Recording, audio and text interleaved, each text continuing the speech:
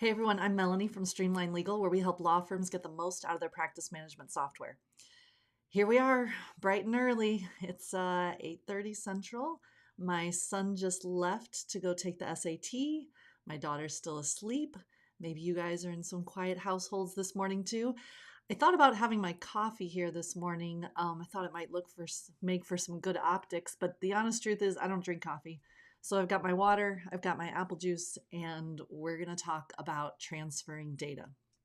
Now, first thing I want you to know about transferring data from one practice management software to the other.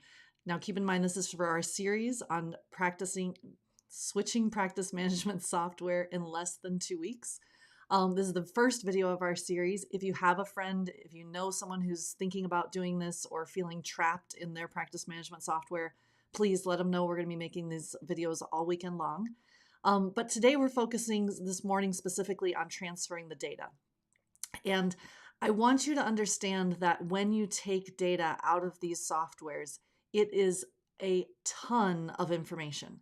Even if you're someone that says to me, you know what, we didn't use our practice management software that much. Maybe we prepared a few bills on it. We have some of our matters in there, but it really doesn't have that much in there.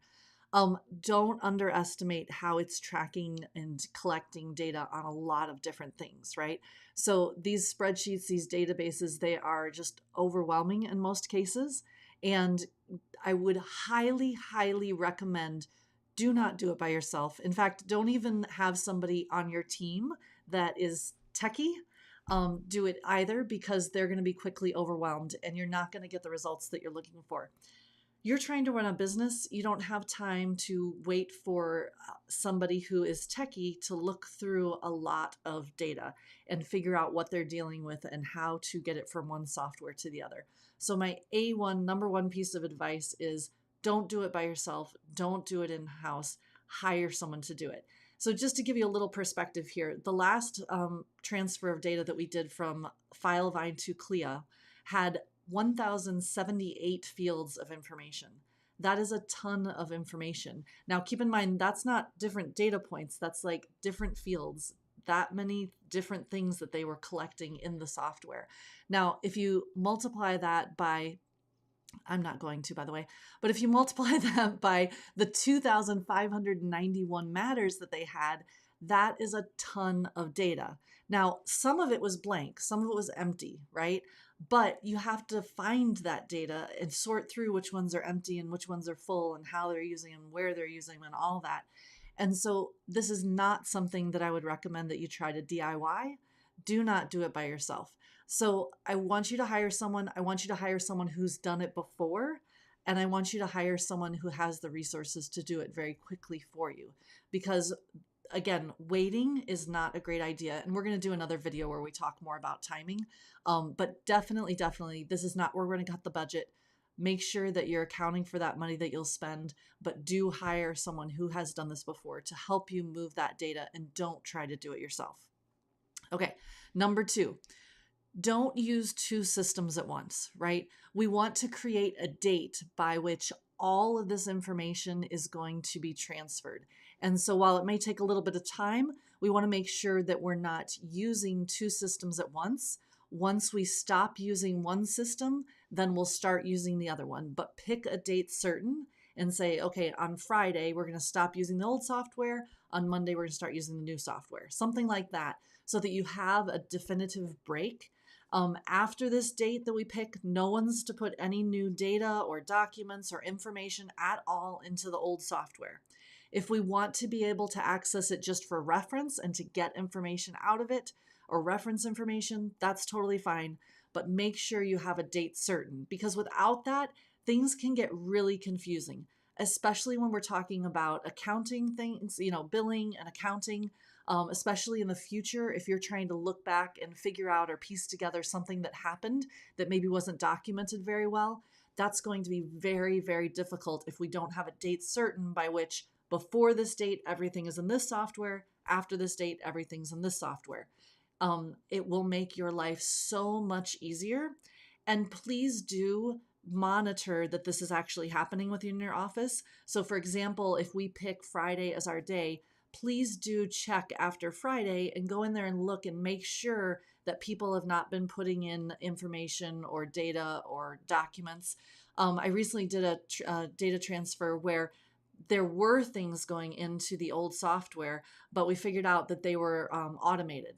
And so, again, another great reason to check if for some reason those automations haven't been turned off or there's something automated that's putting information into your system, let's make sure that we get that information into the new system as well. And we're not losing that information because it was transferred after this particular date. So make sure to monitor that things are not going into the old software after that particular date. And the great news is a lot of practice management systems have a way to track that. They have some type of feed or they have something that shows you what's been happening in the software so that you can double check that and make sure that the team isn't doing it inadvertently or automations aren't doing it that we forgot about and need to turn off or change or adjust for. Okay, last tip for this morning is I want to please implore you, don't spend a lot of time cleaning up your data. And when I say a lot of time, I mean like really any time. It's going to take you far more time than it's worth, right? Now, listen, I have a type A personality and I love clean data, like love it. But you'll never get that return of investment back on time.